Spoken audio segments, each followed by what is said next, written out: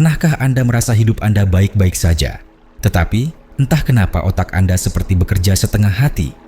Fokus berkurang, mudah lupa, gampang cemas, dan sulit tidur. Padahal tidak ada kejadian besar yang mengganggu. Tidak sedang putus cinta, tidak sedang kehilangan pekerjaan.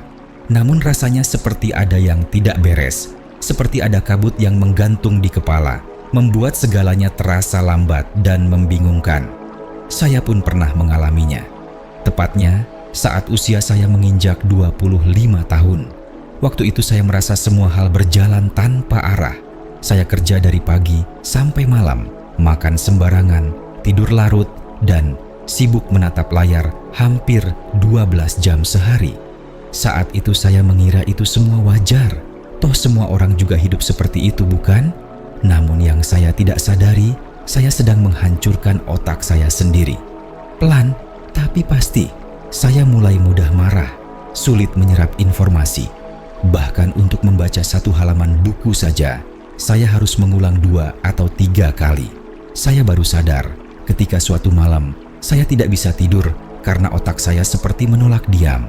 Isinya penuh pikiran acak yang berlarian, seperti kanal televisi yang terus berganti-ganti tanpa kendali. Saat itu saya benar-benar takut.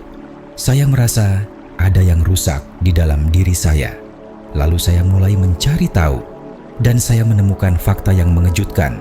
Banyak kebiasaan sehari-hari yang terlihat biasa saja, ternyata sangat merusak fungsi otak. Penelitian dari Universitas Harvard menyebutkan bahwa otak manusia sangat rentan terhadap kebiasaan buruk yang berlangsung terus-menerus. Bahkan jika kebiasaan itu terlihat sepele, seperti kurang tidur atau multitasking, 2 hal yang justru sering dibanggakan oleh banyak anak muda zaman sekarang. Bayangkan, otak Anda seperti otot yang sensitif. Ia bisa tumbuh dan kuat jika dilatih dengan benar, tetapi bisa lemah dan rusak jika diperlakukan sembarangan. Kebanyakan dari kita menganggap otak adalah mesin yang selalu bekerja tanpa henti. Kita tidak sadar bahwa otak pun punya batas.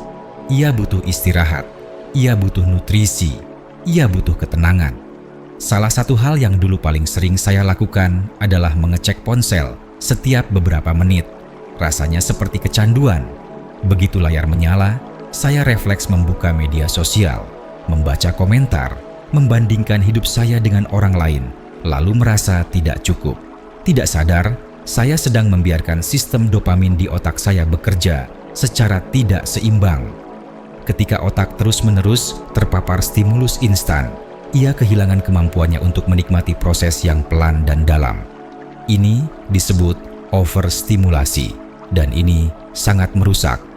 Dr. Anna Lemke, seorang psikiater dari Stanford University, menjelaskan bahwa ketika kita terlalu sering memberi otak kita hadiah instan, seperti bermain gawai, menonton video pendek, atau makan makanan cepat saji, kita menciptakan ketidakseimbangan antara rasa senang dan rasa bosan. Padahal, rasa bosan itu penting. Rasa bosan adalah sinyal alami dari otak untuk berhenti dan merenung. Namun, banyak dari kita justru takut dengan kebosanan. Kita terus mencari pelarian, tanpa sadar sedang menjauh dari diri sendiri. Salah satu kebiasaan yang paling sering diremehkan dan ternyata sangat merusak adalah melewatkan sarapan. Banyak orang mengira bahwa tidak sarapan bisa membantu menghemat waktu atau bahkan menurunkan berat badan. Namun, kenyataannya otak memerlukan glukosa sebagai bahan bakar utama. Ketika kita melewatkan sarapan, kita membuat otak kekurangan energi untuk berpikir dan berkonsentrasi. Menurut artikel dari Klinik Pintar, kebiasaan ini dapat menurunkan fungsi kognitif dan mempengaruhi suasana hati. Begitu pula dengan konsumsi gula berlebihan. Tidak sedikit dari kita yang mengandalkan camilan manis saat stres. Namun, konsumsi gula yang berlebihan dapat menghambat penyerapan protein dan nutrisi penting lainnya yang pada akhirnya merusak kemampuan otak dalam memproses informasi. Ini bukan hanya soal kesehatan fisik, ini soal bagaimana gula mempengaruhi kestabilan emosi dan ketajaman berpikir. Dan jangan lupakan dampak dari kurang tidur. Bukan hanya rasa kantuk di siang hari yang menjadi masalah. Ketika tidur terganggu secara kronis, otak kehilangan fase penting untuk mengonsolidasikan memori dan membersihkan racun metabolik. Anda mungkin tidak menyadarinya, tetapi kerusakan kognitif jangka panjang seringkali bermula dari kebiasaan sederhana seperti begadang. Selain itu, kurangnya interaksi sosial juga termasuk ke dalam kebiasaan buruk yang merusak otak. Kita hidup di zaman digital, di mana komunikasi bisa dilakukan lewat layar. Namun, kontak sosial langsung dengan sentuhan, ekspresi wajah, dan tatapan mata ternyata punya pengaruh besar terhadap perkembangan otak. Isolasi sosial meningkatkan risiko demensia dan mempercepat degenerasi kognitif. Ini bukan hanya berlaku bagi lansia. Generasi muda pun tidak kebal terhadap risiko ini. Begitu juga dengan lingkungan yang terlalu bising. Banyak orang menganggap bahwa bekerja dengan musik keras atau latar suara ramai bisa meningkatkan produktivitas. Faktanya, suara bising yang berkepanjangan dapat menyebabkan stres kronis pada sistem saraf. Otak menjadi lebih waspada secara berlebihan, yang membuat kita cepat lelah, sulit fokus, dan kehilangan kreativitas. Jangan anggap remeh juga dengan kebiasaan menutup diri dari pembelajaran baru. Otak, seperti otot, perlu dilatih secara rutin. Ketika kita berhenti belajar, otak kita mulai kehilangan kelenturan. Ketika kita menolak hal baru, kita sedang menyabotase kemampuan otak untuk tumbuh. Penelitian menunjukkan bahwa orang yang aktif belajar di usia dewasa memiliki risiko lebih rendah terhadap penyakit neurodegeneratif seperti Alzheimer. Saya ingin mengajak Anda berpikir. Coba lihat bagaimana Anda menjalani hari-hari Anda. Apakah Anda benar-benar memberi waktu bagi otak Anda untuk bernapas? Apakah Anda memberi makan otak Anda dengan informasi yang sehat? Ataukah Anda membiarkannya tenggelam dalam arus notifikasi, kebisingan digital, dan tuntutan yang tidak pernah habis? Psikologi kognitif menyebutkan bahwa perhatian adalah sumber daya yang terbatas. Jika kita membaginya terlalu sering dan tidak fokus, kita sedang membuang energi berpikir kita. Sama seperti uang, perhatian pun bisa habis jika tidak dikelola. Dan ketika perhatian habis, kita kehilangan kepekaan.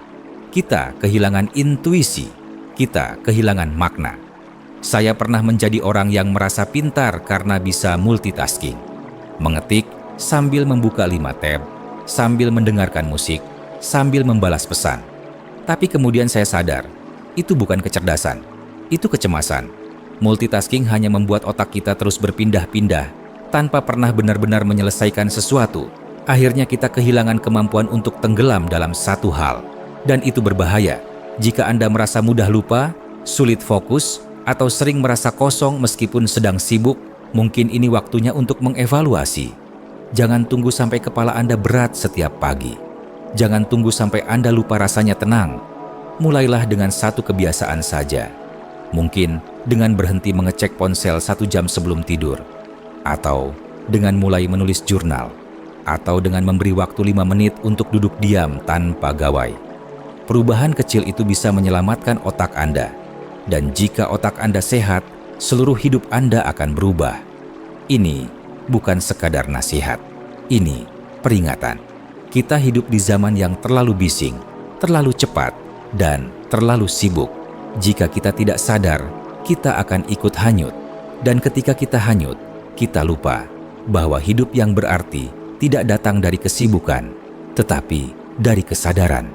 Saya sudah melihat apa yang terjadi ketika seseorang membiarkan otaknya rusak karena kebiasaan yang ia anggap sepele.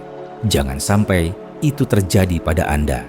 Mulailah sekarang, sebelum otak Anda benar-benar menyerah.